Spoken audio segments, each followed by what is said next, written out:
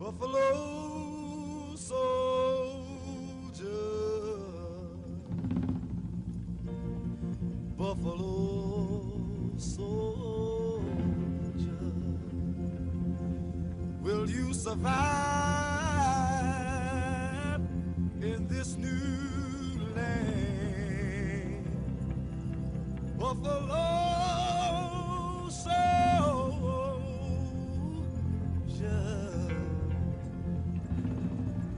buffalo, buffalo, buffalo soldier,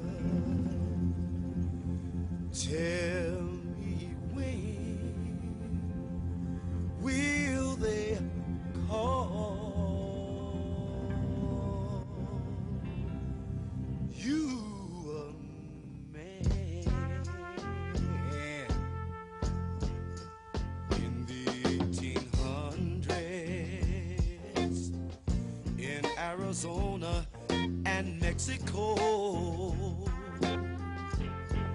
there came a brand new soldier. Yeah, the Indian called him Buffalo. From prison camps and slavery, all the black man came to be. He was a hard-riding hero of the 10th Cavalry. Many of you know, discrimination was an immutable constant for African Americans in the U.S. Army. Mr. Smith's story is no exception. We'll start with Albert Smith, son of Wardell Smith. Okay. And see, that's well. Thank you for your time today, Mr. Smith. Tell me, how did your story relate to that of your father's? My story started in 1994. I was in Omaha, Nebraska, and I went to the MEP Center, the Military Interest Processing Station, and swore in on May 17th, 1994, which is my birthday back then. And I was in the delayed entry program, and I got sent to Fort Benning, Georgia by airplane on October 18th, 1994. And the experience was quite horrific. Where did you go there for? I went there for basic training, for Army basic training, I'm sorry. And This is what happened to me. Well, I tell you This what, is what happened to tell me your experience. So you joined the military. yes. When did the problem start? The problem started when I got there because I was singled out. One instance is they talked about shaving. They said, let's get all the African American male soldiers in ranks. So I'm walking up with them and they're saying, okay, and they're talking about shaving and, you know, how you can break out and all this. And next thing you know, the drill sergeant looks up and he says, why are you here? I said, so I can be a soldier, sir. And he said, I work for a living. And he goes into all this, and I'm like, okay, well, I just want to know how to shave right. And he said, but you're not African American. You can't do that. I said, sir, I have a condition called vitiligo. He said, I don't need no clowns in this man's army. And so right then I had to do push-ups in front of the whole battalion. From that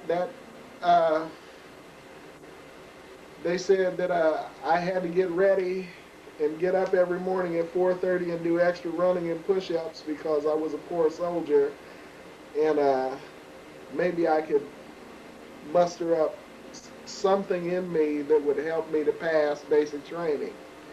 At one point, they had the final inspection where we did the physical training exam, and they told me that I didn't bend my elbows at a 45-degree angle on the push-up, and they said, you can't go beyond, and you got to go talk to the commander. So I went to the commander's office. In the commander's office, he said, son, I want to tell you, I know about your mother and your father. I know about race mixing. I know about the whole ball of wax. I know about the car tickets you received before you got here. And the bottom line is, we don't like you and your kind.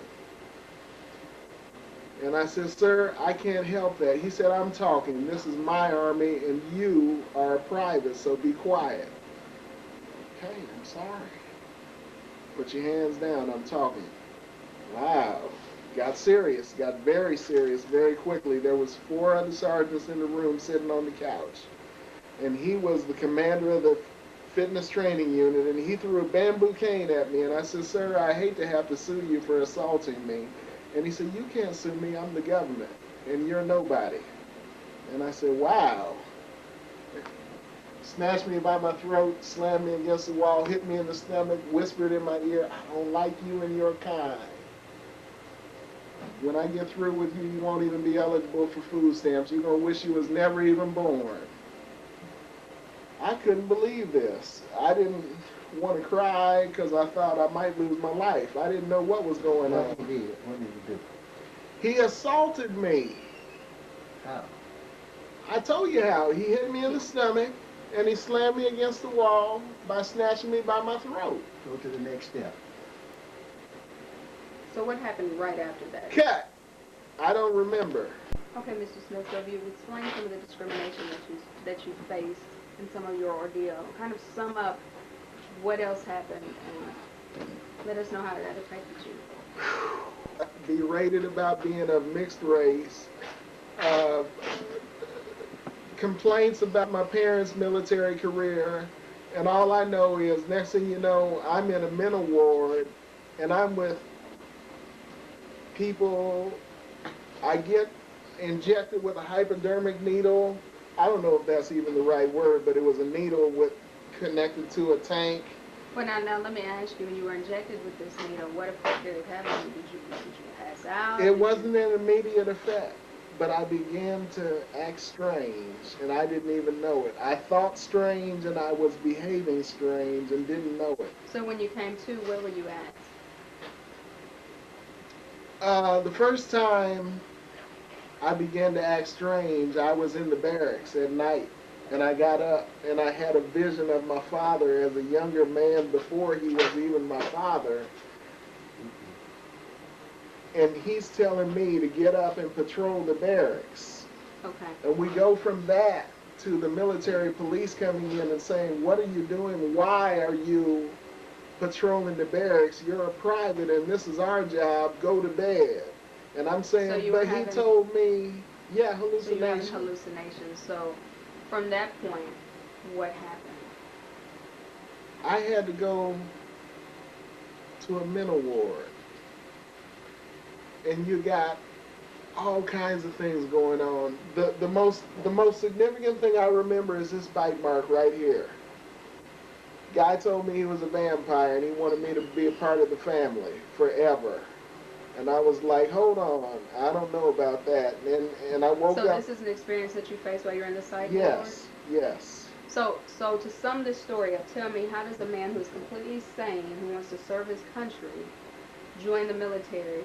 And in what range of time do you end up in a psych ward and they're telling you that you're crazy? I swore in on May 17, 1994. October 28th, I flew from Omaha to Fort Benning, Georgia. I got on the plane at 7 o'clock. Anyway, the bottom line is, from the 18th until the 28th, in that not even 10 complete days, I go from a young man full of hope that he can serve his country and put his daughter through college and her brother through college, to scrambled out of my mind, completely sick and unaware of what time it is, and just kicked out, as far as I know. And you feel the military was 100% responsible for your condition? I blame the military for everything that happened, and I draw conclusions in my mind every day of what would have happened if they didn't do that to me. Well, tell me how it's affected you today. Tell me what you're dealing, what your life is like today based on. Well, I can be thankful for some things, you know. I am able to see my family. Tell me about the quality of your life, though. Tell me what's your medication, what you've been diagnosed with. I take medication I couldn't rattle off all the names of the Well, that's okay. Tell us your meditations I've taken diagnosis. over What the years. have you been diagnosed with?